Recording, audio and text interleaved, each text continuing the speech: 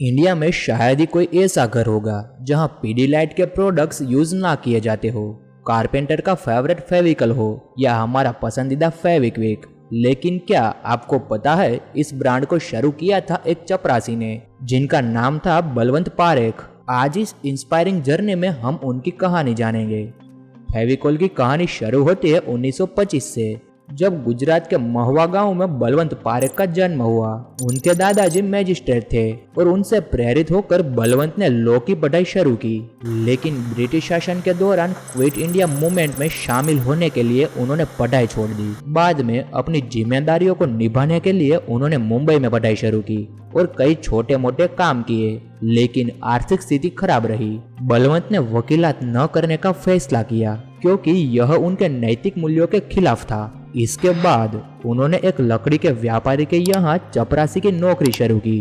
वहाँ काम करते हुए उन्होंने देखा कि वुड इंडस्ट्री में ग्लू की भारी मांग थी, लेकिन उपलब्ध गोंद या तो महंगा या तो इम्पोर्टेड होता था या खराब क्वालिटी का होता था। पारंपरिक गोंद जो जानवरों की हड्डियों से बनता था, इस्तेमाल में मुश्किल और बदबूदार था। बलवंत ने एक आसान, किफायती और हाइजेनिक गोंद बनाने का सपना देखा। 1950 में उन्होंने मोहन नाम के निवेशक के साथ मिलकर साइकिल, सुपारी और केमिकल्स का आयात शुरू किया। इस बिजनेस से अच्छा मुनाफा हुआ और उनकी आर्थिक स्थिति सुधरी। फिर उन्होंने जर्मनी की कंपनी फेडको के साथ पार्टनरशिप की और वहीं की तकनीक सीखी। जर्मनी में उन्होंने मोविकोल नाम का गोंद देखा जो टिकाऊ और इस्तेमाल में आसान था, लेकिन भारत में इसे आयात करना महंगा था। 1954 में बलवंत ने अपने भाई सुनील के साथ मिलकर मुंबई में एक छोटी फैक्ट्री लगाई और पारेख डाइकेम इंडस्ट्री शुरू की। उन्होंने मोविकोल से प्रेरित होकर फेविकोल बनाया और 1959 में इसे लॉन्च किया। कंपनी का नाम बदलकर पीडीलाइट इंडस्ट्रीज रखा गया।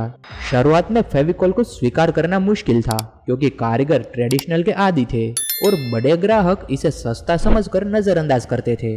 बलवंत ने छोटे दुकानदारों और कारीगरों से मिलकर फेविकोल के फायदे समझाए, छोटे पैक लॉन्च किए और वर्कशॉप के जरिए डेमो दिखाए। फेविकोल की आसान इस्तेमाल, बदबू मुक्त प्रकृति और वेजिटेरियन कारीगरों के लिए उपयुक्तता ने धीरे धीरे इसे लोकप्रिय बनाया। लेकिन शुरुआती फेविकोल सिर्फ लकड़ी पर काम करता था और गर्मी में कमजोर पड़ता था। इसके लिए बलवंत ने R&D में निवेश किया और फीडबैक के आधार पर फेविकोल को बेहतर बनाया। 1980 में फेविकोल MR लॉन्च किया गया जो नमी में भी मजबूत था।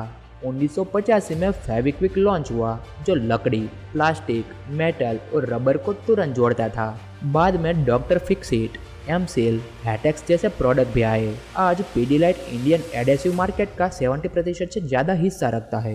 बलवंत ने कारीगरों पर फोकस किया और 2002 में फेविकोल चैंपियंस क्लब शुरू किया जो 145 शहरों में 40,000 कारीगरों को ट्रेनिंग देता था। छोटे पैक के जरिए स्कूल प्रोडक्ट्स तक फेविकोल पहुंचा। नकली प्रोडक्ट की समस्या से निपटने के लिए पीडीलाइट ने यूनिक डिब्बे, जागरूकता अभियान और कानूनी कार्यवाही की। फेविकोल की मार्केटिंग में ह्यूमर और साधारण किरदारों का इस्तेमाल हुआ। दम लगा के हईशा और बस एक बूंद जैसे कैंपेन ने इसे घर घर तक पहुंचाया। पीडीलाइट ने प्रतिस्पर्धाओं को खरीद कर भी अपनी स्थिति मजबूत की, जैसे एमसील, MR फिक्सिट और वुडलॉक। 25 जनवरी 2013 को बलवंत पारेख का निधन हो गया, लेकिन उनके बेटे मधुकर और अजय पारेख उनकी विरासत को आगे बढ़ा रहे थे। आज पीडीलाइट के प्रोडक्ट्स 80 से भी ज़्यादा देशों में है और कंपनी की नेटवर्थ $14.6 बिलियन है।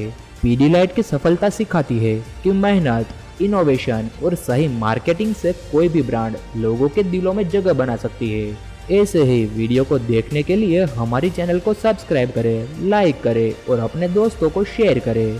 Thank you for watching.